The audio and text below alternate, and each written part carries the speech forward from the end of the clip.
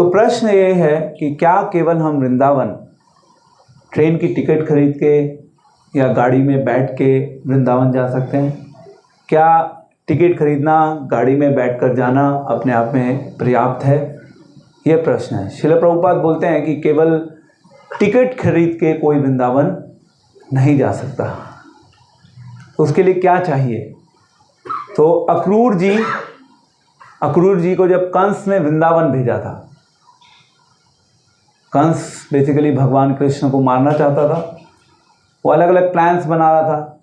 Finally उसने सोचा कि let me send now Akrur, and ये अक्रूर जी जो हैं कृष्ण को लेके आएंगे मथुरा, और फिर मैं रेसलिंग मैच वगैरह ऑर्गेनाइज करवा के फाइनली कृष्ण एंड बलराम को मार दूंगा। ये प्लान था कंस का। कंस ने अक्रूर जी को वृंदावन भेजा, तो अक्रूर जी अपने आप को बहुत सौभाग्यशाली मान रहे थे जब उन्हें इस प्रकार से वृंदावन जाने का अवसर प्राप्त हुआ। तो हमें अपने जीवन में समय समय पर वृंदावन जाने का अवसर प्राप्त होता है, और वृंदावन जाना कोई आसान कार्य नहीं है।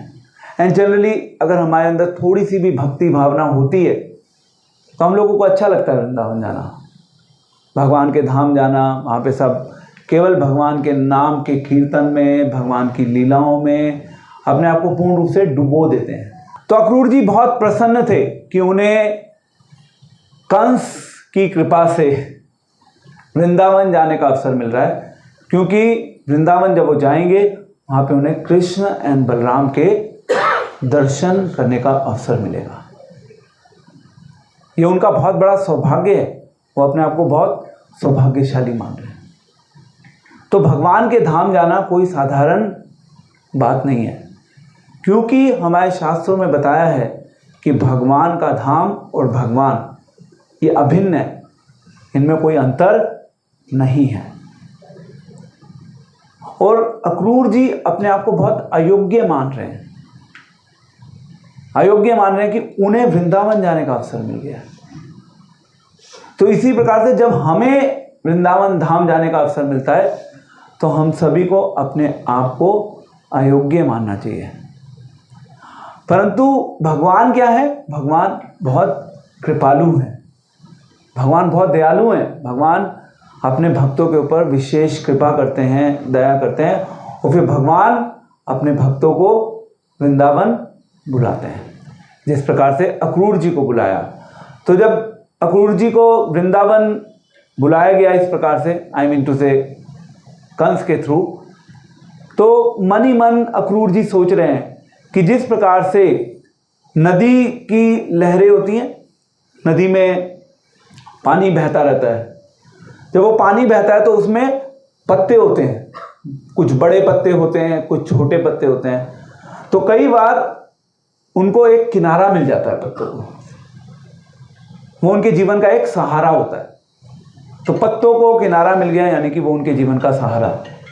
तो इसी प्रकार से कभी कभी भगवान की कृपा हो जाती है किसी जीव के ऊपर, और उसके जीवन में उसे सहारा मिल जाता है। भगवान की कृपा मिलना यानी कि भगवान का सहारा मिलना। अब होता क्या है, जब भगवान का सहारा हमें अपने जीवन में मिलता है तो कुछ जीव, इनफैक्ट बहुत से जीव ऐसे होते हैं जो उस सहारे को ठुकरा देते हैं। उनको लगता है ठीक है, एक साधारण बात है, कोई बड़ा विषय नहीं है वृंदावन जाना। परंतु अक्रूर जी ऐसा नहीं सोच रहे। अक्रूर जी के जो विचार हैं वो हमें सिखा रहे हैं कि जब हम वृंदावन जाते हैं तो हमें किस भावना के साथ वृंदावन जाना चाहिए। तो उनको भगवान की कृपा का पूर्ण रूप से अनुभव हो रहा है। और अक्रूर जी के मन में क्या विचार चल रहा है? अक्रूर जी के मन में विचार चल रहा है कि मैं भगवान से मिलूंगा, और जहाँ कहीं भी मुझे भगवान के चरण मिलेंगे, जैसे मैं वृंदावन एंटर करूंगा, तो भगवान तो चलते रहते हैं ना वृंदावन में जगह जगह, तो भगवान के चरणों के मुझे जब दर्शन करने का अवसर मिलेगा तो इमीडिएटली मैं लोटपोट हो जाऊंगा उस माटी में, वृंदावन की माटी में। और वो भगवान का स्मरण कर रहे हैं, किस प्रकार से भगवान का निरंतर कीर्तन, नाम, भगवान की लीलाएं और भगवान के गुणों का उनके माइंड में बार बार विचार चल रहा है। तो इस प्रकार से उनके माइंड में प्रिपरेशन चल रही है। और भगवान अक्रूर जी को एक साधारण मनुष्य के रूप में मिलेंगे। भगवान के दर्शन हम अलग अलग स्तर पे करते हैं। एक दर्शन भगवान का वो दर्शन है जिसमें हम भगवान को साक्षात भगवान के रूप में पूछते हैं, है ना, कि भगवान कृष्णा हम सबके स्वामी हैं। परंतु यहाँ पे अक्रूर जी को भगवान का दर्शन भगवान के रूप में नहीं मिल रहा, एक साधारण मनुष्य के रूप में वो दर्शन करने का अवसर मिल रहा है। तो साधारण मनुष्य के रूप में भगवान का दर्शन करना कोई साधारण बात नहीं है, क्योंकि बड़े बड़े देवी देवता भी इन दर्शनों के लिए वेट करते रह जाते हैं। ब्रह्मा जी, शिव जी सब इंतजार कर रहे हैं कि कब हमें भगवान की लीलाओं में पार्टिसिपेट करने का अवसर मिलेगा। ये कोई साधारण बात नहीं है और अक्रूर जी को वो अवसर मिल रहा है। तो अक्रूर जी मन ही मन बहुत प्रसन्न है, उनका हृदय पूर्ण रूप से गदगद हो रहा है और वो अपने आप को कृतार्थ महसूस कर रहे हैं बहुत ज़्यादा कि भगवान से मिलने का अवसर मिलेगा। तो सबसे इंपॉर्टेंट चीज यहां पे क्या है, उनके अंदर भगवान से मिलने की लालसा।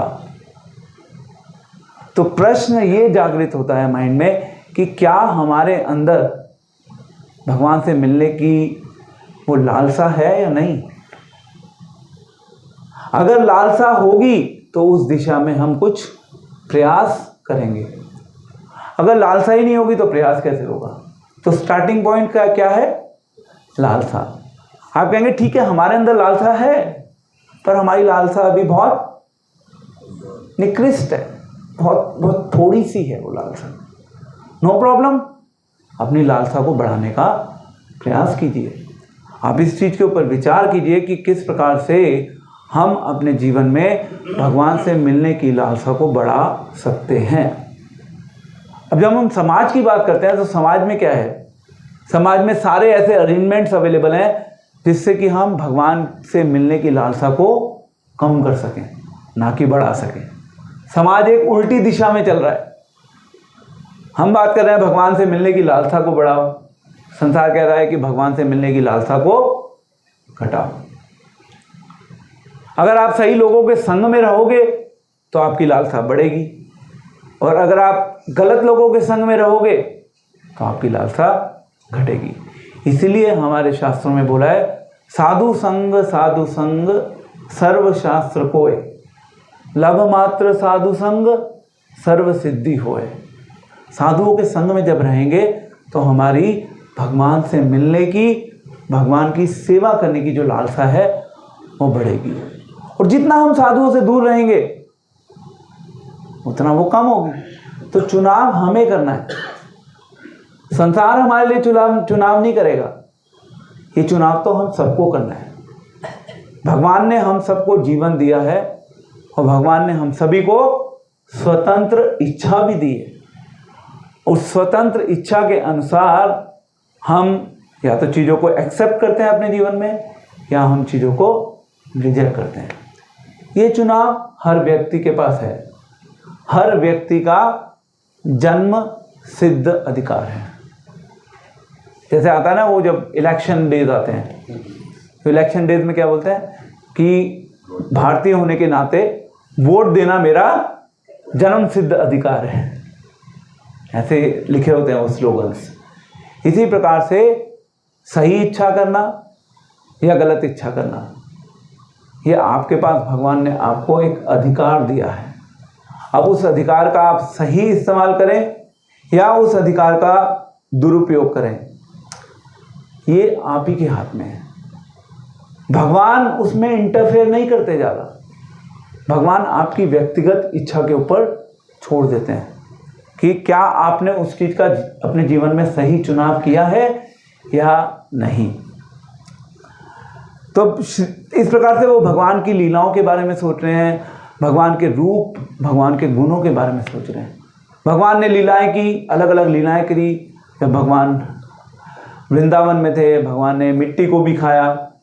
भगवान जो पूरे सारे लोगों के स्वामी हैं, वो मिट्टी खा रहे हैं। भगवान दही मट्ठा, झूठा मट्ठा पी रहे हैं, किसका? अपने मित्रों का।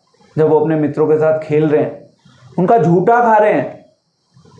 ऐसे तो भगवान है।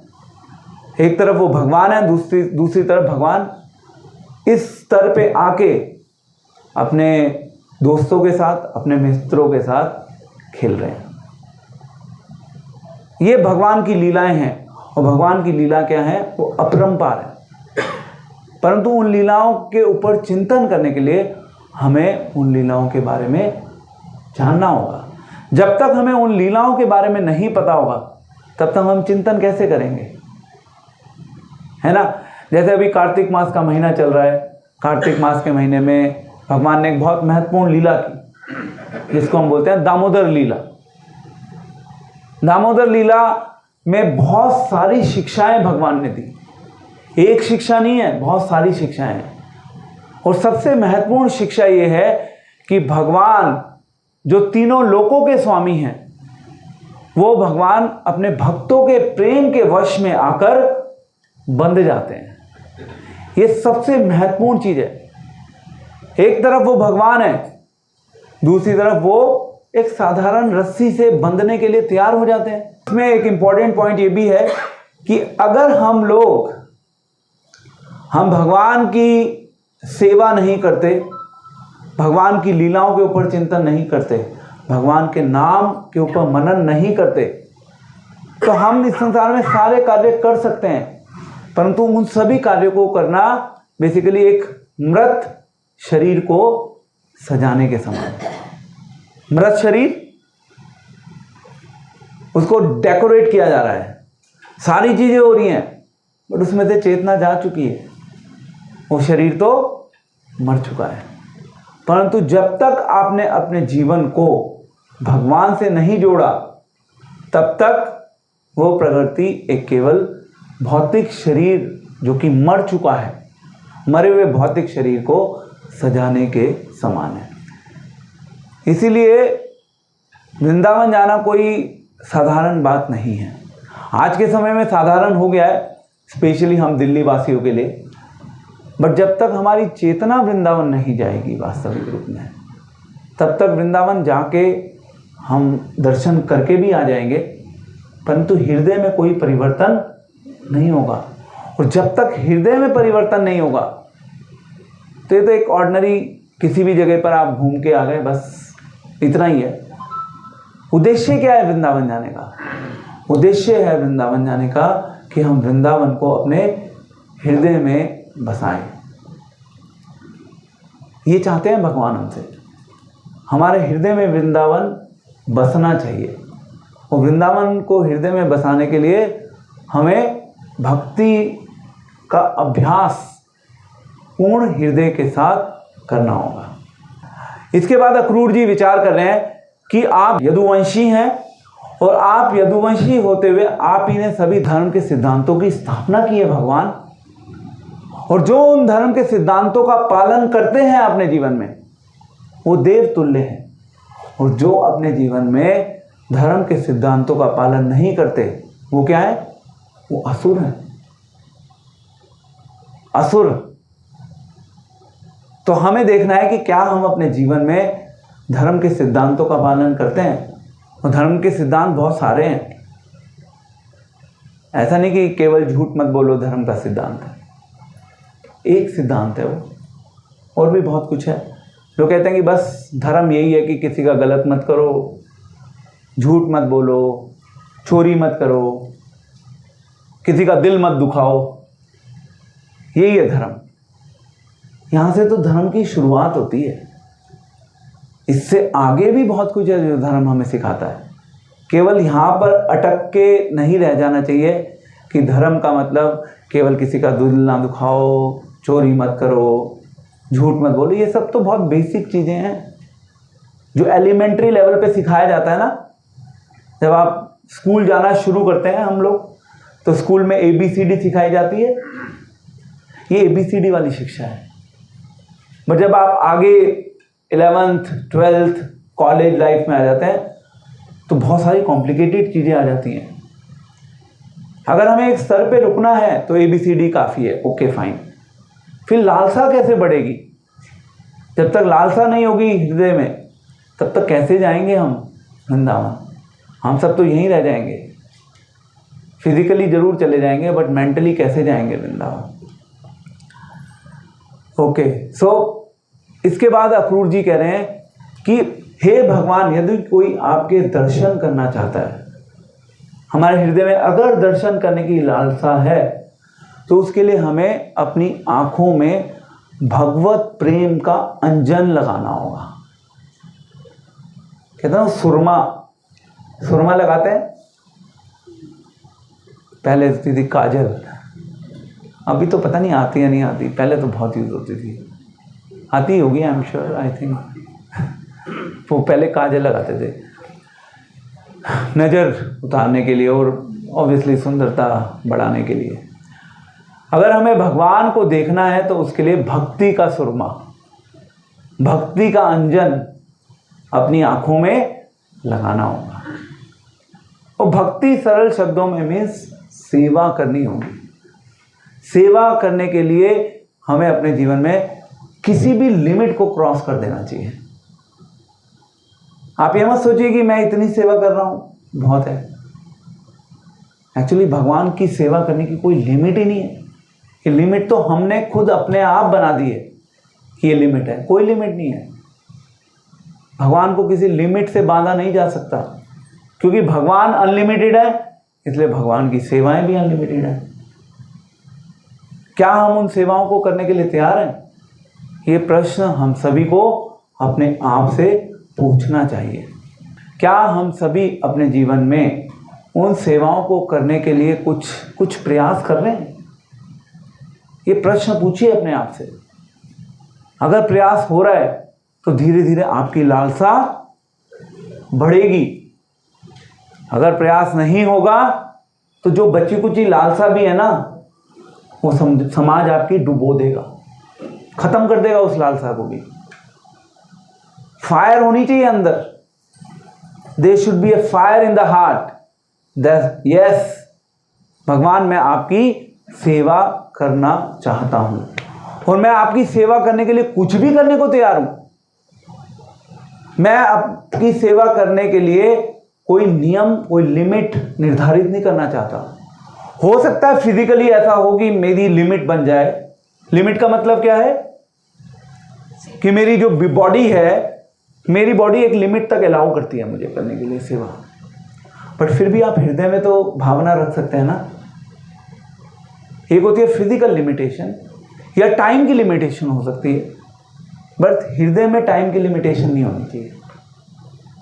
फिजिकली आप नहीं कर पाए कोई प्रॉब्लम नहीं है, बट हमारे हृदय में भक्ति करने की कोई लिमिटेशन नहीं होनी चाहिए। तब हम वृंदावन जाने के अधिकारी बन सकते हैं।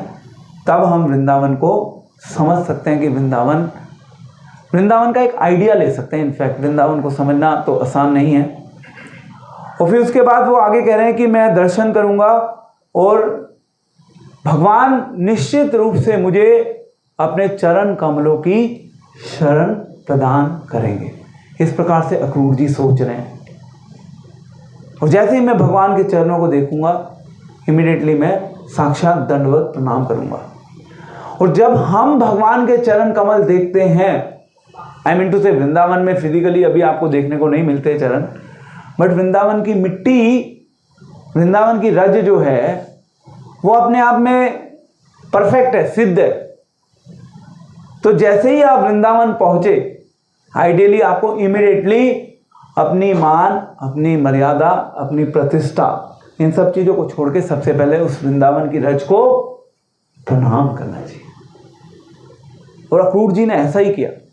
जैसे ही वो वृंदावन की सीमा पर पहुंचे, वृंदावन की सीमा पर पहुंच के सबसे पहले उन्होंने प्रणाम किया और वो वृंदावन की माटी में पूर्ण रूप से लोटपोट हो गए। उनको उस समय तो भगवान थे वहाँ पे पर्सनली प्रेजेंट। भगवान के चरण कमल के जो चिन्ह हैं वो भी विशेष होते हैं। तो उनको दिख गए भगवान के चरण कमल के चिन्ह। और जैसे ही उन्होंने भगवान के चरण कमल देखे उस मिट्टी में, तो उनको भक्ति के जो भाव होते हैं वो उनके अंदर पूर्ण रूप से जागृत हो गए। तो इस प्रकार से अक्रूर जी हमें सिखा रहे हैं कि हमारी भावना, हमारी चेतना क्या होनी चाहिए जब हम वृंदावन जाते हैं। अब इनके मन में, अक्रूर जी के मन में और विचार आ रहे हैं। अक्रूर जी सोच रहे हैं कि मुझे वृंदावन जो है कंस ने भेजा है, कंस के संदेश वाहक के रूप में मुझे कंस ने वृंदावन भेजा है। बट उसमें भी एक बहुत बड़ी प्रॉब्लम है। पता नहीं भगवान क्या विचार करेंगे, क्या सोचेंगे मेरे बारे में। ये तो शत्रु का संदेश वाहक बन के आया है। परंतु दूसरे ही क्षण उन्होंने सोचा कि यस, वो भगवान है। वो भगवान क्या है? भगवान सभी के हृदय की बातों को जानते हैं। भगवान हम सभी जीवों के हृदय में किस रूप में रहते हैं? परमात्मा के रूप में रहते हैं। सर्वस्य चाहम हृदय सन्निविष्टो। भगवान को पता है मेरे हृदय में क्या चल रहा है। ठीक है, मैं कंस का संदेश वाहक बन के जरूर आया हूं, बट कृष्णा नोज एवरीथिंग। सो मुझे चिंता करने की कोई आवश्यकता नहीं है। ये भी एक विचार आ रहा है। एक तरफ विचार आ रहा है, वो थोड़ा डर भी रहे हैं, दूसरी तरफ इमीडिएटली उनको पता चल रहा है यार, Krishna knows everything, why do I need to worry about this. And then he is telling that कि कृष्ण, अक्रूर जो थे वो कृष्ण के क्या थे? चाचा। ये भी एक इंटरेस्टिंग पॉइंट है। तो अक्रूर जी मन ही मन सोच रहे हैं कि कृष्ण मुझे चाचा कहकर पुकारेंगे। तो जब वो मुझे चाचा कहकर पुकारेंगे, यानी कि मेरा जो भगवान के साथ एक बिल्कुल व्यक्तिगत पर्सनल संबंध है, वो पर्सनल संबंध वो एक्चुअली मेरे हृदय को पूर्ण रूप से जागृत कर देगा, संतुष्ट कर देगा मेरे हृदय को पूर्ण रूप से, कि भगवान मुझे रिकॉग्नाइज करेंगे। श्रील प्रभुपाद लिख रहे हैं यहाँ पे कि एक भक्त अपने जीवन में ये आशा करता है कि कभी ना कभी तो भगवान मुझे रिकॉग्नाइज करेंगे। हो सकता है कि इस लाइफ में ना करें, maybe after some life भगवान हमें रिकॉग्नाइज करेंगे, बट यस, हमें ये आशा है कि भगवान हमें रिकॉग्नाइज करेंगे। एक्चुअली भगवान जब तक हमें रिकॉग्नाइज नहीं करेंगे तब तक हमारा जीवन सफल नहीं होगा, धन्य नहीं होगा। मनुष्य जीवन मिला है ना, जब तक भगवान के साथ व्यक्तिगत संबंध स्थापित नहीं होगा तो मनुष्य जीवन की कोई मूल्यता नहीं है। इस प्रकार से अक्रूर जी सोच रहे हैं। तो हम सभी को भगवान के साथ अपना व्यक्तिगत संबंध स्थापित करना है, ये बहुत जरूरी है। देखिए, अब जैसे एक कंपनी होती है, बड़ी कंपनी में हिरार्की सिस्टम होता है। Hierarchy system, top management, middle management, then junior employees, सबसे नीचे होते हैं सबऑर्डिनेट्स। तो हर कोई चाहता है कि मैं अपनी सीनियर की आंखों में रिकॉग्नाइज हूं। जो लोग टॉप पोजीशंस में हैं वो मुझे जाने। अगर वो लोग मुझे जानेंगे तो क्या होगा?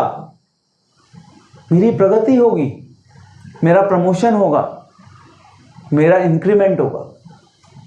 इसी प्रकार से जब भगवान मुझे जानेंगे, भगवान के शुद्ध भक्त मुझे जानेंगे, उससे क्या होगा? मेरा भक्ति में प्रमोशन होगा। यहां पे भक्ति के प्रमोशन की बात हो रही है, संसारिक प्रमोशन की बात नहीं हो रही।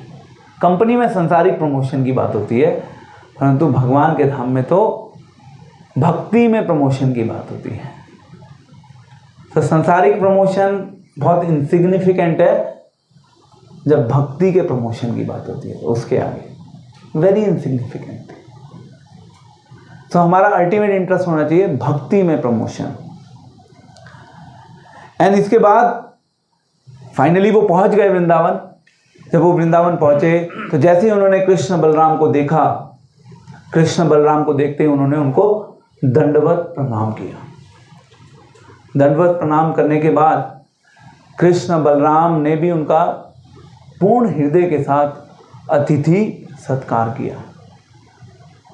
उन्होंने उनके चरणों को धोया, आरती करी, खाने के लिए स्वादिष्ट पकवान व्यंजन सब दिए, और उसके बाद एक प्रॉपर स्थान पर बिठाकर उनसे पूछा सब कुछ ठीक है। एक्चुअली जो अक्रूर जी थे, अक्रूर जी मन में बड़े डर रहे थे कि मैं क्या बताऊंगा, कि मैं क्यों आया हूँ, मैं कृष्ण बलराम को लेने के लिए आया हूँ। वहाँ पे उसके पीछे जो कंस है उसका ये प्लॉट है, ये प्लान है। तो मन ही मन वो थोड़े से घबराए हुए थे। जो अक्रूर जी थे वो मन ही मन घबराए हुए थे। तो नंद महाराज ने बोला, नंद महाराज ने कहा कि हम जानते हैं कंस कैसा है।